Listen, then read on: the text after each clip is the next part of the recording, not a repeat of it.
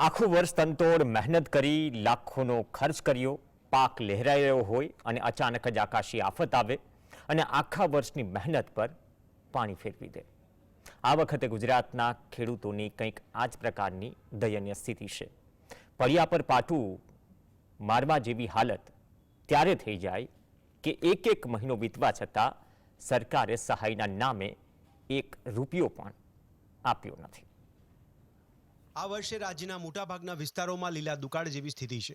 ખેડૂતોને પારાવાર નુકસાન સહન કરવું પડ્યું છે। ખેતરોમાં ઊભો પાક બળી ગયો છે। સુરેન્દ્રનગર જિલ્લાના ખેડૂતોની હાલત દયનીય બની છે।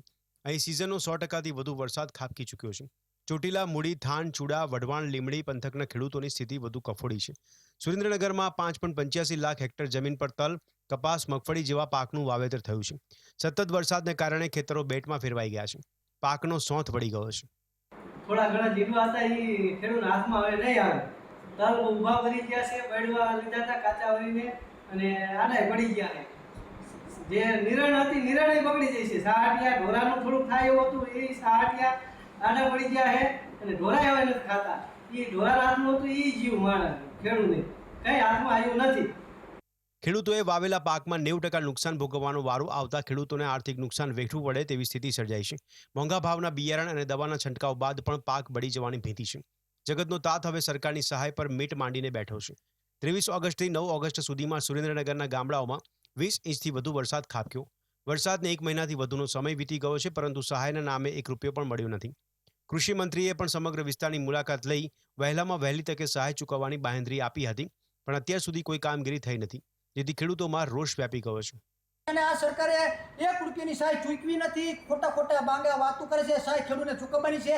ઉદ્યોગપતિને કરોડો રૂપિયા માફ કરવાના હોય, ખેડૂતને સીસી લોન હોય 2 લાખ ને 3 લાખની, જો એ માફ કરવાના સરકારમાં તેવડ ના હોય તો સરકારને રાજીનામું દઈ દેવું પડે બધા ધારાસભ્યને।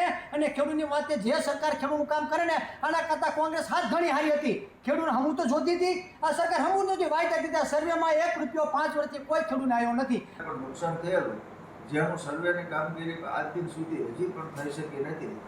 જે ખેતરો ઉપર જવું પડે અને સર્વે કરવું પડે એ સર્વે થયું નથી। અમારી ત્યારે પણ માંગણી હતી કે તાત્કાલિક તમે ડ્રોનથી સર્વે કરો અને ડ્રોનથી સર્વે કરી અને ખેડૂતોને જે નુકસાન છે નુકસાનના SDRF મુજબ કે NDRF મુજબ તમે પૈસા તાત્કાલિક ચૂકવો।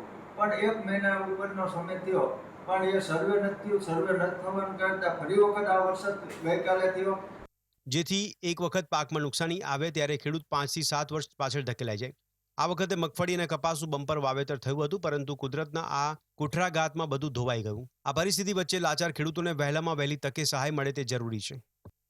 ખરેખર ખેડૂતોને આ પાક નુકસાનની સહાય મળવી જોઈએ, પરંતુ હાલ કોઈ આ સરકાર દ્વારા સર્વેના નામનું નાટક કરતા હોવાનો ખેડૂતો દ્વારા આક્ષેપ કરવામાં આવ્યો છે અને હવે 100% જેટલું સુરેન્દ્રનગર જિલ્લામાં ખેતીમાં નુકસાન હોવાનું ખેડૂતો જણાવી રહ્યા છે। હવે તાત્કાલિકપણે સર્વે કામગીરી બંધ કરી અને ખેડૂતોના ખાતામાં સીધા આર્થિક વળતર અંગેના અને નુકસાની અંગેના પૈસા જમા કરાવવામાં આવે તેવી સુરેન્દ્રનગર જિલ્લાના ખેડૂતોની માંગણી છે। હાલ કપાસ નીચે પડવા લાગ્યો છે અને મગફળી છે તે સડવા લાગી હોય તે પ્રકારના દ્રશ્યો સુરેન્દ્રનગર જિલ્લામાં સર્જાયા છે। વધુ એક વખત સુરેન્દ્રનગરના ખેડૂતોને અતિવૃષ્ટિ અને લીલા દુકાળની પરિસ્થિતિનો માર સહન કરવો પડ્યો છે અને ખેડૂતોની આર્થિક કમર પણ તૂટી ગઈ છે।